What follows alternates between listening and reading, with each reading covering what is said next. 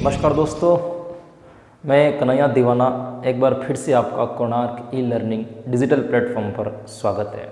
दोस्तों, अपन बात कर रहे थे टीचिंग मेथड्स की, शिक्षण विधियों की। 2 शिक्षण विधियाँ अपन ने पढ़ ली थी। आज वापस लेके आया हूँ मैं आपके लिए ऐसी एक नई, अट्रैक्टिव और एक अद्भुत तरीके से, अनोखे तरीके से पढ़ने वाले हैं एक नई विधि को। तो दोस्तों, शुरू करते हैं आज की क्लास बिना किसी समय के गंवाए। आज की जो विधि है दोस्तों, उस विधि का नाम है खोज विधि। क्या नाम है दोस्तों? खोज विधि। आज की जो विधि है उस विधि का नाम है खोज विधि। इसके बारे में आज अपन चर्चा करेंगे। कहाँ से आई है ये खोज विधि, खोज विधि के गुण क्या होते हैं, खोज विधि के दोष क्या होते हैं, खोज विधि के अंदर एक अध्यापक की क्या भूमिका होती है, इसके बारे में आज अपन अध्ययन करेंगे। दोस्तों, सबसे पहले बात करते हैं कि ये खोज विधि आई कहाँ से थी, कैसे इसका जन्म हुआ। तो दोस्तों, एक मनोवैज्ञानिक था। उस मनोवैज्ञानिक का नाम था आर्किमिडीज। क्या नाम था? आर्किमिडीज। प्रसिद्ध मनोवैज्ञानिक थे बहुत, आर्किमिडीज। आर्किमिडीज क्या कर रहे थे? एक बार शोध कर रहे थे, कुछ अनुसंधान कर रहे थे, अन्वेषण कर रहे थे। उस वक्त सोने को लेकर के कुछ अन्वेषण कर रहे थे, तो उन्होंने अचानक से सोने के अपेक्षित, सोना, स्वर्ण जो होता है ना, सोना, वो सोना के अपेक्षित घनत्व का पता लगाया। अपेक्षित घनत्व का उनको अचानक से पता चल गया। यानी कि वो इसके ऊपर शोध कर रहे थे और अचानक से उनको पता चल गया कि सोने का जो अपेक्षित घनत्व है वो कितना होता है। जैसे ही उनको पता चला अपन, तो एकदम से वो खुश हुए। अब पता है ना, अपन भी कोई चीज़ के ऊपर शोध करते हैं और अचानक से अपन को पता चल जाता है तो अपन एकदम खुश होते हैं, एकदम पावर वाले। तो वो भी एकदम खुश हुए। तो खुश होते ही उन्होंने एक शब्द बोला था। उस शब्द का नाम था दोस्तों यूरेको। क्या नाम था दोस्तों? शब्द का नाम यूरेको। और इस यूरेको शब्द का अर्थ है मैंने पता लगा लिया। क्या है? मैंने पता लगा लिया। आर्किमिडीज ने क्या ज्ञात किया? सोने का अपेक्षित घनत्व। और घनत्व में उनको जब पता चल गया तो एकदम खुश हुए और खुश होकर के एक शब्द बोले। उस शब्द का नाम है दोस्तों यूरेको। और यूरेको का मतलब है मैंने पता लगा लिया, अर्थात मैंने इस चीज को जान लिया। जैसे यूरेको शब्द बोला, मैंने पता लगा वाली लाइन बोली, यहीं से एक शिक्षा शास्त्री हुआ था दोस्तों, जिसका नाम था आर्मस्ट्रांग। क्या नाम था दोस्तों? आर्मस्ट्रांग। शिक्षा शास्त्री का नाम था आर्मस्ट्रांग। यहीं से मैंने पता लगा लिया, यहीं से उन्होंने शब्द पकड़ा और एक विधि बनाई। उस विधि का नाम है दोस्तों खोज विधि। क्या नाम है? खोज विधि। तो खोज विधि के जनक की यदि अपन बात करें तो खोज विधि का जनक कौन है दोस्तों? आर्मस्ट्रांग। क्या नाम है दोस्तों? आर्मस्ट्रांग। बनाई कैसे थी कि आर्किमिडीज को सोने के अपेक्षित घनत्व पता चला और उन्होंने खुशी में शब्द बोला यूरेको। यूरेको का मतलब निकला मैंने पता लगा लिया। इसी चीज को उन्होंने पता लगाया कि पता लगाने का मतलब मैंने खोज कर ली। तो वहीं से उन्होंने शब्द पकड़ा और एक विधि बना दी। उस विधि का नाम क्या हो गया दोस्तों? आपकी खोज विधि। तो खोज विधि का जनक कौन है? तो आर्मस्ट्रांग। अब बात करते हैं, इस खोज विधि को 2 अन्य नामों से भी जाना जाता है। खोज विधि का एक नाम है अन्वेषण विधि। ताकि आप कंफ्यूज ना हो, यह अलग नहीं है, एक ही विधि है, अन्वेषण विधि। एक होती दोस्तों ह्यूरिस्टिक विधि, ह्यूरिस्टिक विधि, ये भी इसी का नाम है। ये तीनों विधियां एक ही हैं। खोज विधि को ही अन्वेषण विधि भी कहते हैं और खोज विधि को ही क्या कहते हैं दोस्तों? ह्यूरिस्टिक विधि भी कहते हैं। दोनों एक ही नाम, एक ही का नाम है, ह्यूरिस्टिक और अन्वेषण विधि। ये तो मैंने परिभाषा बता दी कि किस तरीके से खोज विधि का जन्म हुआ। अब जो ये ह्यूरिस्टिक शब्द है ना, ये ह्यूरिस्टिक शब्द ग्रीक भाषा के, कौन सी भाषा दोस्तों? ग्रीक भाषा। ह्यूरिस्टिक शब्द जो है ना, ग्रीक भाषा के एक शब्द से बना है, जिसका नाम है ह्यूरिस्को।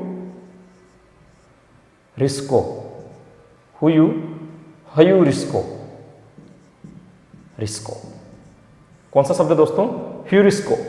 ह्यूरिस्टिक शब्द जो है वो ग्रीक भाषा के ह्यूरिस्को शब्द से बना है। और इस ह्यूरिस्टिक शब्द का जो मतलब होता है वो होता है कि मैंने पता लगा लिया। उसी शब्द के आधार पर बना है खोज करना। ह्यूरिक शब्द का क्या मतलब होता है दोस्तों? खोज करना। इधर लिख देता हूँ, दिखेगा नहीं। ह्यूरिक का मतलब हो गया है आपका खोज करना। तो ये तो हो गया दोस्तों इसका इतिहास। ह्यूरिस्टिक शब्द कैसे, खोज विधि का ज्ञान आर्मस्ट्रॉन्ग को कैसे आया वो मैंने बता दिया कि कैसे आर्किमिडीज था। तो अपन कह सकते हैं कि खोज विधि का निर्माण करने में आर्किमिडीज का बड़ा हाथ है ना, भले जनक आर्मस्ट्रॉन्ग हो। खोज विधि को ही हम कहते हैं, कौन सी विधि कहते हैं दोस्तों? अन्वेषण विधि। अन्वेषण विधि ही इसका उपनाम है और ह्यूरिस्टिक विधि भी इसका उपनाम है। इस ह्यूरिस्टिक शब्द का जो निर्माण हुआ है वो ग्रीक भाषा के ह्यूरिस्को शब्द से हुआ है और इस ह्यूरिस्को शब्द का मतलब होता है खोज करना। क्या अर्थ होता है दोस्तों? खोज करना। तो यहां से तो आपको पता चल गया होगा कि खोज विधि जो है का अर्थ क्या होता है दोस्तों? खोज करना या पता लगाना। यहां तक बात तो आपको समझ में आ गई होगी। तो खोज विधि के जनक कौन है? आर्मस्ट्रॉन्ग। खोज विधि के अन्य नाम कौन कौन से हैं दोस्तों? तो एक तो है अन्वेषण विधि और दूसरा है आपकी ह्यूरिस्टिक विधि। और ह्यूरिस्टिक विधि के बारे में यदि अपन बात करें तो ह्यूरिस्टिक विधि का शब्द जो है वो ग्रीक भाषा के ह्यूरिस्को शब्द से बना है, जिसका अर्थ होता है दोस्तों खोज करना। बड़ी सिंपल सी बात है। खोज का मतलब यही होता है, खोज विधि का मतलब खोज करना। इसमें अध्यापक क्या करता है? बालकों को, शिक्षार्थियों को कुछ प्रोजेक्ट्स दे दिए जाते हैं, कुछ काम दे दिए जाते हैं, कुछ मार्गदर्शन कर दिए जाते हैं। पहले उनको नियम सिद्धांत तक के सब समझा दिए जाते हैं। उसके बाद बालक स्वयं अपनी स्वगति से, अपनी क्षमता से, अपनी मानसिक क्रियाओं के द्वारा क्या करते हैं? उस चीज का खोज करते हैं। वो कहलाती है आपकी खोज विधि। तो यहां तक तो आपको समझ में आ गई होगी। अब अपन बात करते हैं कि खोज विधि करते समय कोई ना कोई मार्गदर्शक होता है। किसी भी चीज का आप शोध करो तो कोई ना कोई मार्गदर्शक होता है। तो जो मार्गदर्शन करने वाला क्या कहलाता है? एक शिक्षक होगा, मार्गदर्शक होगा। तो वो मार्गदर्शक के अंदर क्या क्या क्वालिटी होनी चाहिए, क्या क्या गुण उसके अंदर होने चाहिए, यहां अपन बात करते हैं। तो वो होगी आपकी शिक्षक की भूमिका। क्या कह सकते हैं अपन? एक शिक्षक की भूमिका। किसकी भूमिका दोस्तों? एक शिक्षक की भूमिका। यहां अपन कह सकते हैं कि मार्गदर्शन करने वाले एक शिक्षक के अंदर कौन कौन से गुण होने चाहिए, इसकी चर्चा अपन यहां पे करते हैं। तो सबसे पहले यदि अपन बात करें कि एक शिक्षक के अंदर कौन सा गुण होना चाहिए, तो सबसे पहला गुण उभर कर आता है दोस्तों, वो आता है आपका विशेषज्ञ। क्या आता है? विशेषज्ञ। एक अध्यापक जो बालकों को अनुसंधान करवा रहा है, जो बालकों से खोज करवा रहा है, उस अध्यापक के एक गुण होना चाहिए विशेषज्ञ। विशेषज्ञ से तात्पर्य है उसको उस विषय के बारे में, जिस विषय की वो खोज कर रहा है, उस विषय के बारे में उसको भरपूर नॉलेज होना चाहिए, संपूर्ण नॉलेज होना चाहिए, पूर्ण नॉलेज होना चाहिए। तभी तो वो उस बच्चे की कोई समस्या आएगी तो उसका क्या कर सकेगा? समाधान कर सकेगा। तो जिस विषय में बच्चा अनुसंधान कर रहा है, जिस बच्चे खोज कर रहा है, उस विषय के अध्यापक के अंदर क्या क्वालिटी होनी चाहिए? एक होना चाहिए विशेषज्ञ। दूसरा, वो एक अच्छा मार्गदर्शक भी होना चाहिए। एक क्वालिटी कौन सी होनी चाहिए दोस्तों? वो एक अच्छा मार्गदर्शक होना चाहिए। मार्गदर्शक की अगर अपन बात करें कि वो एक अच्छा बच्चों को राह दिखाने वाला होना चाहिए, एक अच्छा एडवाइजर होना चाहिए कि किस प्रकार से आप इस चीज की खोज करोगे, जो एक पॉजिटिव तरीके से अभिप्रेरणा देते हुए, मोटिवेशन देते हुए बच्चों का क्या कर सके? मार्गदर्शक कर सके। तो दूसरी जो क्वालिटी एक टीचर के अंदर होनी चाहिए वो कौन सी होनी चाहिए? मार्गदर्शक। तीसरे, मनोवैज्ञानिकता का गुण उसके अंदर होना चाहिए। मनोवैज्ञानिकता का गुण। मनोवैज्ञानिकता का गुण क्यों आवश्यक है? क्योंकि मनोवैज्ञानिक का गुण इसलिए, जब तक किसी अध्यापक को मनोविज्ञान का ज्ञान नहीं होगा तब तक उस बच्चे के गुणों के बारे में, उस बच्चे के व्यवहार के बारे में वो अध्यापक जान नहीं पाएगा। और जब तक व्यवहार के बारे में जान नहीं पाएगा तो उसे कैसे पता चलेगा कि मैं किस बच्चे को कौन सा प्रोजेक्ट दूं, कौन सा कार्य दूं जिससे वो संभवतः अच्छा कर सकें। तो एक टीचर के अंदर कौन सा गुण होना चाहिए दोस्तों? मनोवैज्ञानिकता का गुण होना भी आवश्यक है। उसके बाद में परामर्श जैसा गुण भी उसके अंदर होना चाहिए, क्योंकि परामर्श तो उसको देना ही पड़ेगा, क्योंकि अध्यापक एक अप्रत्यक्ष रूप से उस बच्चे की मदद करता है। बच्चा ये कर रहा है, उससे गलती हो गई, ये नहीं हुआ, अच्छा ये काम कर, इसको ऐसे नहीं ऐसे करके ट्राई कर, ऐसे नहीं ऐसे करके ट्राई कर, आपको ये नहीं ये करना चाहिए, इस तरीके से करना चाहिए, इस तरीके से सोचना चाहिए। तो एक अच्छा परामर्श करता भी वो शिक्षक जो है उसके अंदर ये क्वालिटी होनी चाहिए। उसके बाद में अपन बात करें, परामर्श के बाद में अपन बात करें तो उसके अंदर निरीक्षण शक्ति उसकी बहुत मजबूत होनी चाहिए। निरीक्षण क्षमता जो है वो बहुत ही मजबूत होनी चाहिए, क्योंकि जब तक एक अध्यापक की निरीक्षण क्षमता मजबूत नहीं होगी तब तक वो अध्यापक ऑब्जर्वेशन अच्छा नहीं कर पाएगा। और जब तक ऑब्जर्वेशन अच्छा नहीं करेगा तब तक उसे कैसे पता चलेगा कि बच्चा इस प्रोजेक्ट के अंदर या जो प्रेक्षण वो कर रहा है उसके अंदर कहाँ उसके समस्या आ रही है, क्या गलत कर रहा है, क्या सही कर रहा है। तो ऑब्जर्वेशन का जो पावर है वो उसके अंदर क्या होना चाहिए, बहुत ही मजबूत होना चाहिए। इसके बाद अपन बात करें कि अध्यापक को जिज्ञासु भी होना चाहिए, क्योंकि जब तक अध्यापक जिज्ञासु नहीं होगा तब तक बालक जिज्ञासा। एक अध्यापक के अंदर भी जानने का गुण होना चाहिए। कभी कभी क्या करते हैं कुछ बच्चे नई चीज लेकर के आए, जो खोज कर रहे हैं वो तो नई चीज लेकर के आएंगे। तो नई चीज लेकर के आए तो अध्यापक को भी जिज्ञासु होना चाहिए कि हाँ बेटा ये कैसे बनी, किस तरीके से बनी, तूने ये कैसे किया, क्या क्या मिलाया इसके अंदर, है ना, किसका प्रयोग कैसे किया, ये विचार तुम्हारे दिमाग में कैसे आया, ये क्या क्या काम कर सकता है। इस टाइप के जो एक्साइटमेंट वाले क्वेश्चंस होते हैं ना, वो कहलाते हैं आपके जिज्ञासु प्रवृत्ति के प्रश्न। अर्थात एक अध्यापक को जिज्ञासु भी होना चाहिए और जिज्ञासु के साथ साथ उसके अंदर इंटरेस्ट भी होना चाहिए, उसको रुचि भी होनी चाहिए। क्योंकि जब तक उसके अंदर रुचि नहीं होगी खोज में, तो बच्चों के अंदर रुचि कैसे उत्पन्न करेगा। खोज विधि एक ऐसा मेथड्स है जिसमें बच्चा स्वयं अपनी गति से, अपनी मानसिक स्थिति से खोज करता है। तो जब वो खोज करता है तो बच्चा भी रुचि के साथ में खोज करेगा। जब तक बालक को इंटरेस्ट नहीं होगा तब तक वो खोज नहीं करेगा। और बालक में इंटरेस्ट तब उत्पन्न होता है जब ऑलरेडी टीचर्स के अंदर भी इंटरेस्ट हो। तो एक अध्यापक को क्या होना चाहिए, रुचि भी उसके अंतर्गत होनी चाहिए। इसके बाद में अपन बात करें तो उसकी तर्क क्षमता अच्छी होनी चाहिए। दोस्तों, एक अध्यापक की तर्क क्षमता भी मजबूत होनी चाहिए, क्योंकि यदि अध्यापक की तर्क क्षमता मजबूत नहीं होगी तो वो बालकों के अंदर जो है अपन कह सकते तुलना नहीं कर पाएगा। किसी चीज को बनाई है कि हाँ इससे बेहतर तो ये पहले बनी हुई थी, इसके अंदर तो ये क्वालिटी है, आपके अंदर ये क्वालिटी नहीं है, तो ये मार्केट के अंदर कोई भी चीज जाएगी तो इसकी डिमांड कैसे बढ़ेगी, आपकी डिमांड आपसे ऑलरेडी बेस्ट क्वालिटी के प्रोडक्ट तो मार्केट में है, या ऐसा अनुसंधान पहले हो चुका है, ऐसा प्रेक्षण पहले हो चुका है। तो ये तुलना तब कर पाएगा जब उसके अंदर कौन सी शक्ति होगी दोस्तों, तर्क क्षमता मजबूत होगी। उसके बाद में वो अध्यापक क्रिएटिव होना चाहिए। क्या होना चाहिए, सक्रिय होना चाहिए। सक्रिय, क्रिएटिव या एक्टिव होना चाहिए। सक्रियता का गुण भी उसके अंदर होना चाहिए, क्योंकि जब तक एक्टिव वो सक्रिय नहीं होगा तो बालकों को कैसे सक्रिय करेगा। तो हमेशा क्रिएटिव होना चाहिए, धैर्य वाला होना चाहिए, क्योंकि ये कभी कभी शोध क्या चलते हैं 2-2, 4-4, 5-5 साल तक भी चले जाते हैं। तो अध्यापक घुसेलू प्रवृत्ति का होगा तो क्या बोलेगा, अभी 2 साल हो गए निठल्ले, अभी तक तेरे से ये नहीं हो रहा है। तो ऐसा नहीं, धैर्य होना, नहीं हो रहा है, हाँ बच्चे कोई बात नहीं, आराम से कर, लेकिन अच्छा कर, सोचता रहे, विचार करता रहे, इसमें परिवर्तन लाता रहे। तो ऐसी बात वो तब कहेगा जब उसके अंदर क्या हो जाएगी दोस्तों, धैर्य। उसके बाद में उसमें एक गुण और होना चाहिए, वो है दोस्तों सामाजिकता का गुण एवं व्यवहारिक गुण। क्योंकि यह जब कार्य चलता है तब शिक्षक और बालक दोनों मित्रवत होते हैं।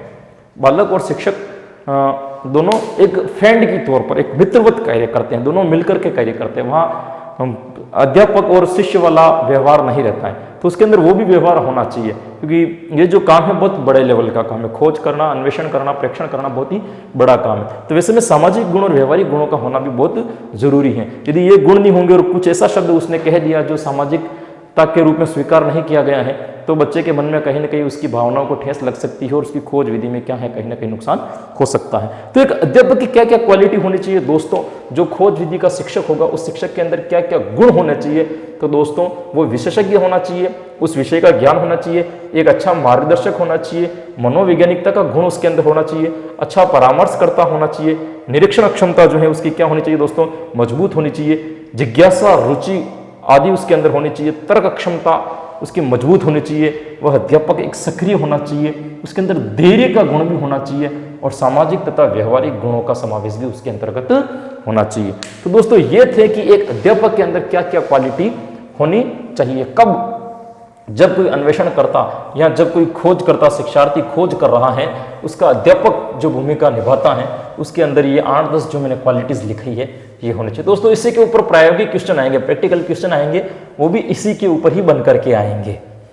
तो आपको ये थॉट्स याद रखना है। जब आपको थॉट्स याद रहेंगे तभी आप प्रैक्टिकल क्वेश्चंस को क्या कर पाओगे, परफेक्ट कर पाओगे। प्रश्न कैसे आएंगे वो भी अपन ऑनलाइन क्लासेस के थ्रू डिस्कस करेंगे, किस टाइप से प्रश्न शिक्षण विधियों में से पूछे जाते हैं प्रैक्टिकली। तो दोस्तों ये थी अपने किस प्रकार से एक अध्यापक के अंदर गुण होना चाहिए। अब अपन बात करते हैं इस खोज विधि के गुण क्या क्या है। अभी जो पढ़े वो अध्यापक के गुण थे। अब इस खोज, क्योंकि हर विधि के गुण भी होते हैं और हर विधि के दोष भी होते हैं। अपन इतने अच्छे गुण पढ़ने वाले हैं जैसा आपने भी पढ़ा भी नहीं होगा, इतने विस्तृत में गुण इसके लेकर के आया हूं। गुण और दोष की अपन बात करें तो सबसे पहले गुण की बात करें कि कोई बालक यदि खोज कर रहा है तो जाहिर सी बात है उसके अंदर मनोवैज्ञानिक अभिवृत्ति का विकास होगा। मनोवैज्ञानिक अभिवृत्ति का विकास होगा। बड़ी सिंपल सी बात है भाई, अगर कोई खोज कर रहा है तो जाहिर सी बात है उसके अंदर मनोवैज्ञानिक अभिवृत्ति का विकास तो संभव ही है, इसमें समझना जैसा कुछ है नहीं। तो सबसे पहला तो उसका मनोवैज्ञानिक अक्षमता का या मनोवैज्ञानिक अभिवृत्तियों का विकास होता है। दूसरा प्रेक्षण क्षमता का विकास होता है। प्रेक्षण का मतलब ये होता है खोज करने वाले जो ट्राई करते हैं, प्रेक्षण क्षमता का भी विकास होता है। बच्चा के अंदर से डर निकल जाता है कि वो कुछ भी कर रहा है तो क्या करने लग जाता है, प्रेक्षण करने लग जाता है, ट्राई करने का। कभी कभी होता है ना, ऐसा नहीं है कि मैं ये ट्राई करूं, ये तो नहीं है कि मेरा पूरा का पूरा प्रोजेक्ट बिगड़ जाएगा, तो वो डर उनके अंदर से समाप्त हो जाता है और बच्चे क्या करने लग जाते हैं, प्रेक्षण करने लग जाते हैं। जैसे कोई मिसाइल्स बनाते हैं और उसका क्या होता है, प्रेक्षण होता है, नहीं होता है, अपने जैसलमेर वगैरह पोखरण में हो रखे हैं। तो सबसे प्रेक्षण जो होते हैं ना वो कहलाते हैं आपके प्रेक्षण। तो प्रेक्षण क्षमता का क्या होता है दोस्तों, इसके माध्यम से विकास होता है। तीसरा, ये पूरी की पूरी क्रिया बुद्धि पर जुड़ी हुई है। खोज करना मतलब सारी की सारी क्रियाएं जो होती है वो मानसिक होती है। तो अपन ये भी कह सकते हैं कि इस विधि से बालक का क्या होता है, मानसिक विकास। क्या होता है दोस्तों, मानसिक विकास। मानसिक विकास भी इस विधि के द्वारा एक बालक का होता है। तो प्रेक्षण क्षमता के बाद में क्या था दोस्तों, बालकों का मानसिक विकास। इसके बाद में यदि बालक काम कर रहा है, इस प्रकार का अगर काम खोज कर रहा है, तो वो खोज तब कर पाता है जब उसके अंदर क्या आते हैं, विभिन्न प्रकार के विचार आते हैं। जब विचार आते हैं तो वो उसके ऊपर क्या करता है, तर्क करता है। तर्क के साथ साथ में वो उसके ऊपर क्या करता है, चिंतन करता है, मनन करता है।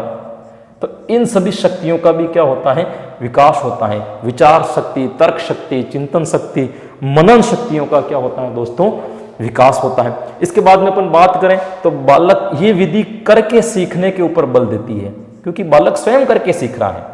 करके सीखने के ऊपर बल देती है, करके सीखने पर बल।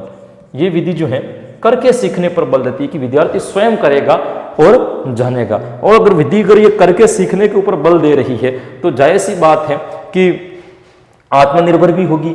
ये बालकों को क्या बनाती है, आत्मनिर्भर, और साथ साथ में क्रियाशील भी बनाती है, क्रिएटिव भी बनाती है। तो आज बच्चे को क्या बना रही है, यह विधि आत्मनिर्भरता एवं क्रियाशीलता का भी क्या करती है, विकास करती है।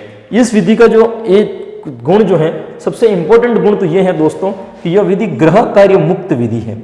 इस विधि में बालक को गृह कार्य नहीं दिया जाता, जो भी होता है वह एक विद्यालय परिसर के अंतर्गत ही होता है। विद्यालय परिसर से बाहर कुछ भी नहीं होता है, गृह कार्य मुक्त है। उसके बाद में इस विधि का सबसे बड़ा गुण यह है कि बालक अपनी स्वगति से सीखता है, स्वगति से सीखता है।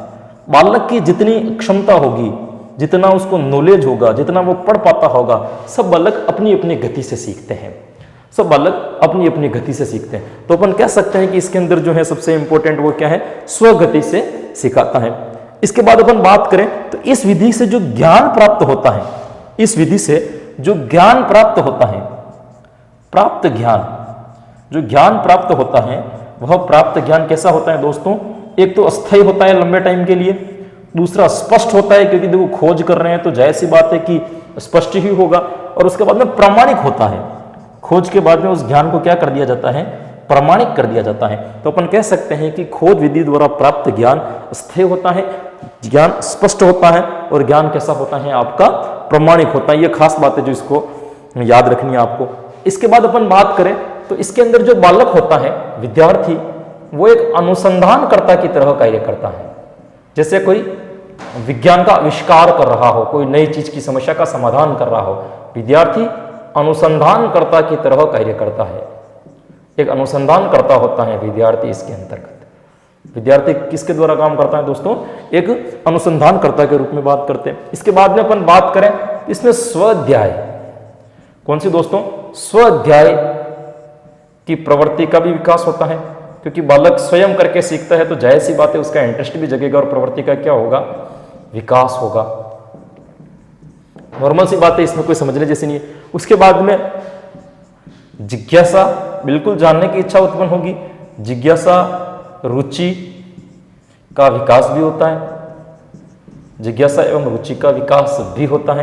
क्यों, जाहिर सी बात है कि वो अगर खोज करेगा तो नई नई चीज उसको सीखने के अंदर आएगी, वैसे वैसे उसकी जानने की इच्छा बढ़ेगी और उसके अंदर क्या होगा दोस्तों, धीरे धीरे उसके अंदर रुचि उत्पन्न होगी, जिज्ञासा उत्पन्न होगी। इसके बाद अपन बात करें तो यह विधि जो है, एक अपन बात करें कि इसके अंदर इसका जो अध्ययन होता है वह वैज्ञानिक तरीके से होता है, वैज्ञानिक रूप में होता है, वैज्ञानिक रूप में होता है। क्योंकि दोस्तों ये जो विधि है ना आर्मस्ट्रांग ने बनाई थी, तो सबसे पहले इसने प्रयोग रसायन विज्ञान पे किया था, याद रख लेना, नई बात बता रहा हूं। सबसे पहले जो प्रयोग किया था वो कौन सी विज्ञान पे किया था? रसायन विज्ञान पे। उसके बाद धीरे धीरे सारी विषयों में इसका प्रयोग होने लगा है। सबसे पहला प्रयोग खोज विधि का किस विषय के अंतर्गत किया गया दोस्तों? तो रसायन विज्ञान के अंतर्गत किया गया, ये आपको याद रखना है। तो अध्ययन का जो है, इसका अध्ययन जो होता है वो कैसा होता है दोस्तों? वैज्ञानिक रूप से होता है। दूसरी इंपॉर्टेंट बात है, इसमें जो अध्ययन होता है वो व्यक्तिगत होता है। इसमें जो अध्यापक होता है वो हर बालक के ऊपर पर्सनली ध्यान देता है, व्यक्तिगत रूप से ध्यान देता है। सामूहिक अध्ययन नहीं होता है, क्योंकि खोज विधि में हर बालक अपने अपने हिसाब से खोज करता है। तो उसके ऊपर जो ध्यान दिया जाता है ना, वो कैसा दिया जाता है दोस्तों? व्यक्तिगत अध्ययन के द्वारा दिया जाता है।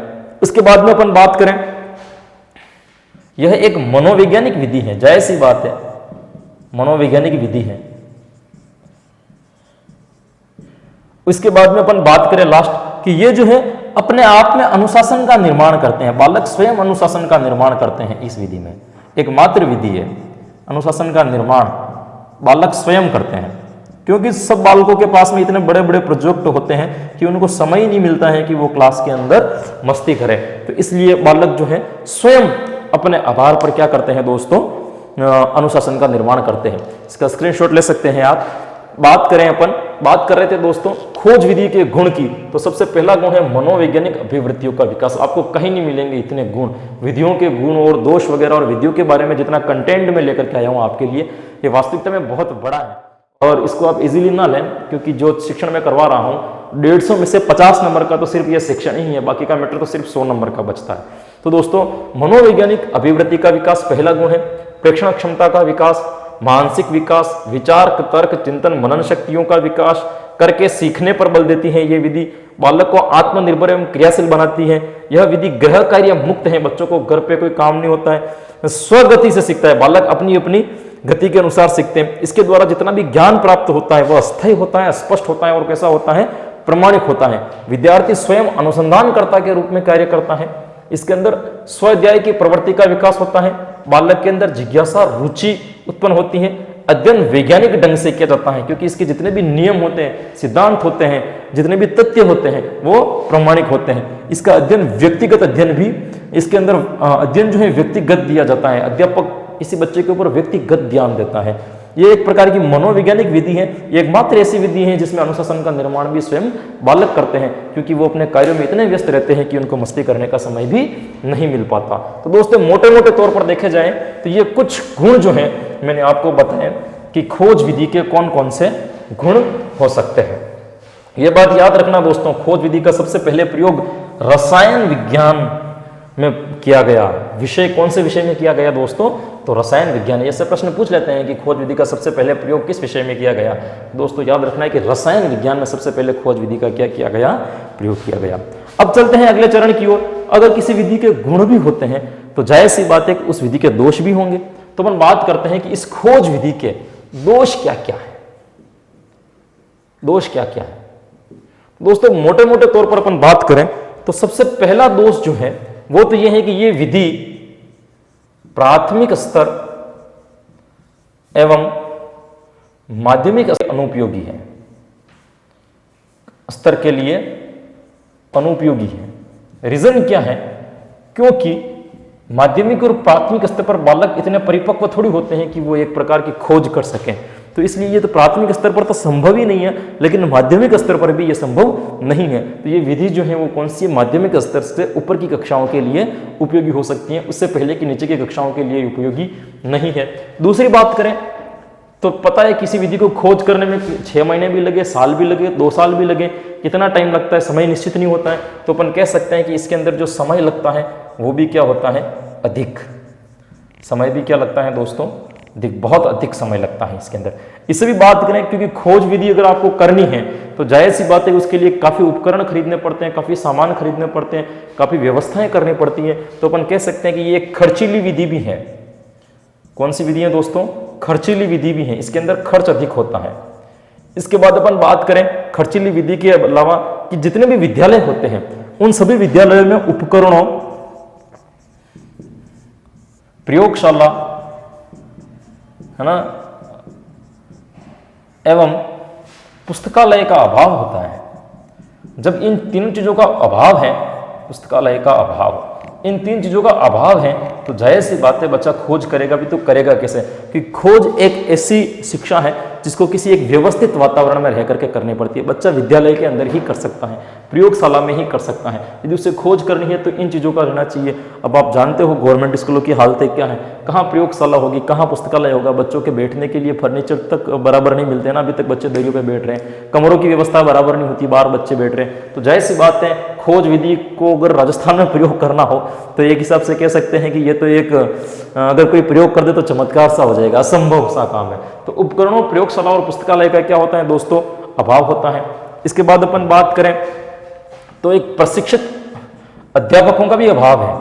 खोज विधि करने के लिए ट्रेनर टीचर चाहिए, प्रशिक्षित शिक्षकों का अभी क्या है दोस्तों? अभाव है। इनके अभाव के कारण भी अपन क्या नहीं कर सकते हैं? खोज नहीं कर सकते हैं। तो अपन कह सकते हैं कि प्रशिक्षित शिक्षकों का अभाव रहता है। ट्रेनर जो टीचर्स होते हैं, अच्छे ट्रेनर टीचर्स जो होते हैं वो हमें नहीं मिल पाते हैं। दूसरी बात करें, प्रशिक्षित शिक्षकों का अभाव होता है। आगे बात करें तो इसका जो मूल्यांकन करना होता है वो भी बड़ा कठिन होता है, क्योंकि जब तक ट्रेनर टीचर नहीं होगा तब तक इसका मूल्यांकन आसानी से नहीं कर सकता। एकमात्र विधि है जिसका मूल्यांकन करना बेहद कठिन है, मूल्यांकन करना बेहद कठिन है। तो सबसे कठिन मूल्यांकन अगर किसी का होता है दोस्तों तो वो किसका होता है? खोज विधि का होता है। दूसरे स्तर पर अपन बात करें तो इस विधि को विद्यालय स्तर पर लागू नहीं किया जा सकता। कारण क्या है? विद्यालय स्तर पर लागू नहीं किया जा सकता, कारण क्या है कि विद्यालयों के अंतर्गत लागू नहीं किया जा सकता, क्योंकि विद्यालय के अंतर्गत क्या होता है कि हर कक्षा के अंदर छात्र अधिक होते हैं। एक कक्षा के अंदर 100, 150, 200 तक भी बच्चे होते हैं, 50-60 बच्चे तो मिनिमम होती हैं। तो इसके लिए छात्र कम चाहिए। अगर खोज विधि का प्रयोग करना है तो बालक कम चाहिए। 8 बालक, 10 बालक, 15 बालकों के बीच में खोज विधि होती है। 50 बालक, 100 बालकों के बीच में खोज विधि का प्रयोग नहीं किया जा सकता। तो विद्यालय स्तर पर इसका प्रयोग करना क्या हो सकता है दोस्तों? बहुत ही मुश्किल है। इसके बाद में एक सबसे बड़ा दोष क्या है कि बालक जब खोज करते हैं तो जायज बात से त्रुटि भी होती है। त्रुटि क्यों होती है? क्योंकि बालक क्या हो जाते हैं? हतोत्साहित हो जाते हैं। हतोत्साहित, अधिक बहुत ज्यादा उत्साहित हो जाते हैं। जब त्रुटि होती है तो बालक हतोत्साहित हो जाती है। त्रुटि क्यों करते हैं? हतोत्साह की वजह से। और जब त्रुटि हो जाती है, त्रुटि की वजह से बालकों को क्या मिलती है? असफलता। क्या मिलती है? असफलता। और इस असफलता के कारण उनमें क्या उत्पन्न हो जाती है दोस्तों? निराशा। तो सबसे बड़ा दोष एक ये भी है कि हतोत्साहित हो जाने के कारण बालकों के अंदर त्रुटि हो जाती है, और त्रुटि से असफलता मिलने के कारण बच्चों के अंदर क्या उत्पन्न हो जाती है दोस्तों? निराशा उत्पन्न हो जाती है। तो अपन कह सकते हैं कि इस वजह से भी यह नहीं किया जा सकता। तो दोस्तों मेन जो बात है, और दूसरी बात करें कि विद्यालय स्तर के जो बालक होते हैं, बालक अन्वेषण के लिए परिपक्व नहीं होते हैं। बालक जो होते हैं वो अन्वेषण के लिए क्या नहीं होते हैं दोस्तों? परिपक्व नहीं होते हैं। बालक कितने कमजोर होते हैं? विद्यालय स्तर के बालक कभी भी अन्वेषण थोड़ी कर सकते हैं, खोज थोड़ी कर सकते हैं। वो बालक क्या होते हैं? बहुत ही कमजोर होते हैं। उनका मानसिक स्तर इतना मजबूत नहीं होता है कि वो क्या कर सकें? खोज कर सकें। तो मुख्य रूप से अगर अपन देखें तो मोटे मोटे तौर पर ये कुछ उनके इस विधि के दोष हैं। पहला, प्राथमिक स्तर पर और माध्यमिक स्तर पर ये अनुपयोगी है। दूसरा, इसके अंदर समय अधिक लगता है। तीसरी बात करें तो ये विधि खर्चीली विधि है। इसके अंदर विद्यालय के अंदर उपकरणों, प्रयोगशाला और पुस्तकालय का क्या होता है? अभाव होता है। दूसरा, अच्छे ढंग के ट्रेनर टीचर नहीं मिल पाते, प्रशिक्षित अध्यापकों का अभाव होता है। इसका मूल्यांकन करना भी बेहद कठिन है, और विद्यालय स्तर पर इसको लागू नहीं किया जा सकता, क्योंकि विद्यालय स्तर पर क्या होती है? छात्रों की संख्या या शिक्षार्थियों की संख्या जो है बहुत अधिक होती है। इस विधि में बालक जब हतोत्साहित हो जाता है तो उसकी वजह से क्या हो जाती है? त्रुटि, और त्रुटि की वजह से क्या मिलती है? असफलता, और असफलता के कारण उसमें क्या उत्पन्न हो जाती है? निराशा उत्पन्न हो जाती है, जिससे बालक की जो रुचि है वो धीरे धीरे समाप्त हो सकती है। और बालक क्या करता है? जो अन्वेषण के लिए परिपक्व नहीं होता। इसलिए भी अपन कह सकते हैं कि इस विधि का सबसे बड़ा दोष है कि अपन विधि का प्रयोग नहीं कर सकते। और भी बहुत सारे दोष हैं, जैसे हर बालक का मानसिक स्तर अलग अलग होता है, हर बालक की रुचि अलग अलग होती है, सभी बालक इस विधि से पढ़ना अच्छा नहीं लगता है, अपन कह सकते हैं बहुत सारे दोष है। और सबसे बड़ा दोष तो ये है कि सभी विषयों का अध्ययन भी इसके माध्यम से कराना संभव नहीं है। सभी विषयों का अध्ययन इस विधि से कराना क्या है दोस्तों? असंभव है। ये भी बड़ा दोष है इसका। असंभव हैं। और दूसरा एक दोष की अपन बात करें, एक सत्र का जो पाठ्यक्रम है वो इस विधि से कभी पूर्ण नहीं हो सकता, पाठ्यक्रम पूर्ण नहीं हो सकता, सत्र का पाठ्यक्रम कभी भी पूर्ण नहीं हो सकता, एक वर्ष का पाठ्यक्रम इस विधि से कभी भी पूरा नहीं हो सकता। तो ये मुख्य तौर पर क्या है दोस्तों, इस विधि के दोष है। तो ये थी दोस्तों आपके खोज विधि या अन्वेषण विधि या ह्यूरिस्टिक विधि, जिसके जनक आर्मस्ट्रांग माने जाते हैं। किस प्रकार से इस विधि की उत्पत्ति हुई और किस प्रकार से इस विधि का प्रयोग किया गया और क्या क्या अध्यापक की भूमिका होती है, क्या क्या गुण होते हैं और क्या क्या दोष होते हैं, वो इस विधि के अंदर अपन ने अध्ययन किया। तो दोस्तों आज के लिए यहीं तक, और इसके नोट्स यदि आपको चाहिए तो गूगल प्ले स्टोर से कोणार्क ई लर्निंग ऐप को आप डाउनलोड कर सकते हैं। और मेरे पढ़ाए हुए विषय में या मेरे पढ़ाए हुए चैप्टर्स में आपको कोई भी तकलीफ है तो आप मेरा पर्सनल अकाउंट जो इंस्टाग्राम पे है कन्हैया दीवाना के नाम से, वहाँ अपनी प्रॉब्लम भेज सकते हैं या फिर कोणार्क कैरियर के ऑफिस में कॉल करके अपनी समस्या का समाधान कर सकते हैं। Thank you so much, wish for your great and bright future.